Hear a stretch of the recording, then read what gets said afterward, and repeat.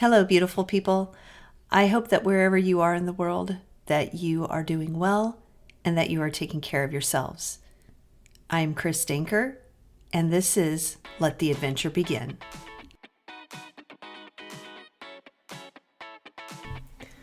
Let the Adventure Begin with Chris Danker podcast. For over 50 years of my life, I have lived by the bell. The school bell, that is.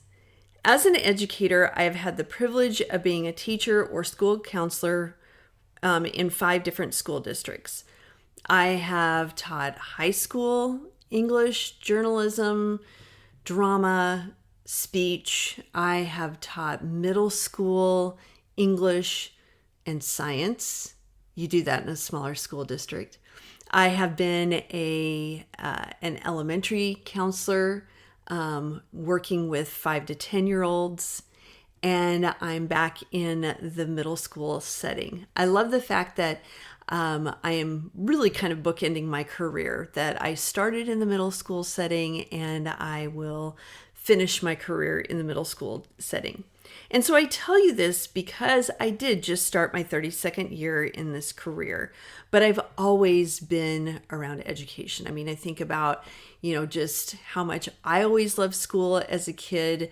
And I don't even know how that love started or it continued to progress. It's just something I always enjoyed. I liked learning.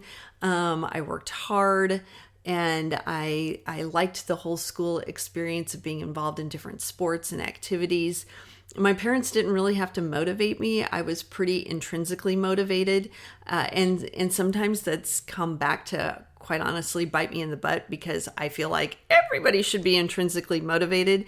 And that doesn't always work for everyone. And I wonder why. And I can't figure out how to maybe communicate that. Or that I sit there and I don't understand. I mean, I do, but yet there's a part of me that doesn't. And so I have always loved school, and I, went to college, and I have 2 master's degrees. So pretty much education has been my life. And I can tell you something that never gets old or loses its magic: the beginning of a new school year. So I'm devoting this episode to this particular topic: why I love the start of a new school year, why I love it so much, and honestly, how it relates to life.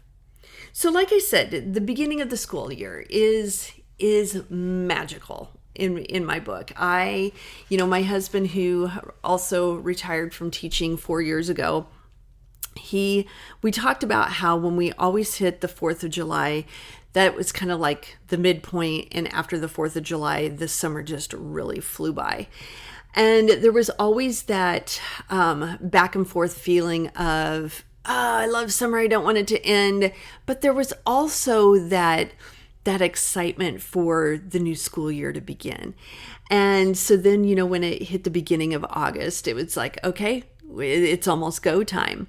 And even though there are things as an educator that I'm not fond of when it comes to in-services in school districts, I think a lot of school districts are really trying hard to make them more relevant, to make them more intentional and purposeful for all of us who are returning or maybe starting in a new district.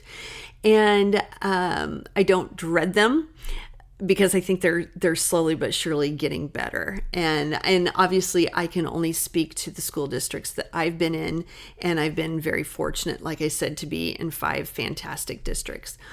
But even, with the buildup of, getting the school year started, nothing beats that first day of school. And I am in a middle school of 6th, 7th, and 8th graders. So that first day, or the first couple of days for 6th graders, is just a whirlwind that they're trying to figure out schedules. They're trying to figure out their lockers. They're trying to figure out, who am I going to sit with at lunch?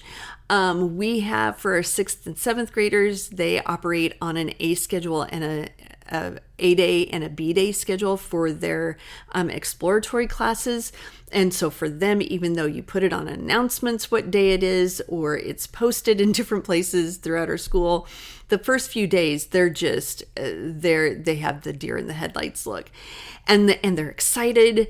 Because they also want to see what friends they have in their classes, and just there's more independence at the middle school, so they are just like everything is new and just overwhelming in many ways.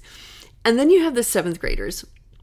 People often refer to, in a 6, 7, 8 building, seventh graders are the armpit of middle school. For some reason, a lot of people do not enjoy teaching seventh grade.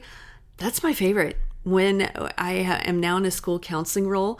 But in, as far as middle school, seventh grade, hands down my favorite, because they've grown up from sixth grade, but they still are more innocent than not in seventh grade. And they're maturing and hitting puberty and all the things. So that's exciting. When they come into the building, they're, they have that excitement of, we know what we're doing now. We conquered sixth grade. We're ready for the next, grade level. And then you have the eighth graders who are too cool for school, but many times, they want to, do that little flex of, we're the kings and queens of the school. We are top dogs. We, basically own the place now. But there's still some genuineness about them. And especially I love the eighth graders and even the seventh graders who have a sibling who's in sixth grade, that they still take them under their wing and they look out for them. And I love that.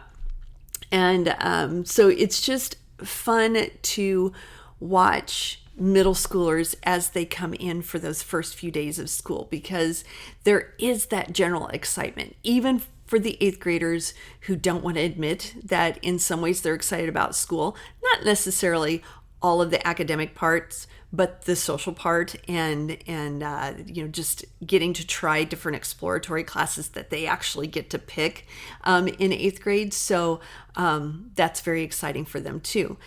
And, it's just cool as a school counselor to just observe in the hallway those first few days. Because like I said, it's magical. Everything is new. It's a fresh start. And we really need all of us to look at life through the lens of beginning a new school year. I think a lot of times, whether it's in our jobs, whether it's with our relationships, whether, if it's with, our parents, our spouses, our partners, our kids, our grandkids, that sometimes we get that stuck in the rut and we kind of, again, go from point A to point B. And I want to challenge us all to instead look at each day like it's a fresh start. Because honestly, it is. When we are lucky enough to wake up in the morning, we have a fresh start on our plate. The slate has been wiped clean. And yeah, there might be some residual of maybe some regrets or things that we did that maybe we need to take responsibility for, accountability for, and make amends to maybe people that we've hurt. You can't just all of a sudden say, well, that day is over. I get to wipe my slate clean. Man, if you have, caused some hurt or, like I said, some regrettable actions, we still want to, take accountability for them. But part of that fresh start is doing exactly that, making an apology, coming up with the ways that you're going to change and do things better moving forward. And that helps to wipe that slate clean and to have that fresh start and then carry that through. Get the momentum started, get it to build, and carry through that day. And then at the end of the day, then we go to the next day and we start fresh all over again with those bright eyes, with those, that enthusiasm, that energy to start like you did on the first day of school. So that's just what I wanted to talk to you about today. And like I said, you can't see me. I'm sitting here beaming because I geek out over the start of the school year. And like I said, if I didn't enjoy it so much, I wouldn't be in the school setting for as long as I've been, both as a student myself and as a career. Before I leave you today, I just want to give a shout out and a hi to my mom. She always listens to the podcast as soon as it drops on Wednesday morning. So, hi, Mom. Have a great day. And to everyone else, I hope that until we meet again next week, that you let your adventure begin. Peace.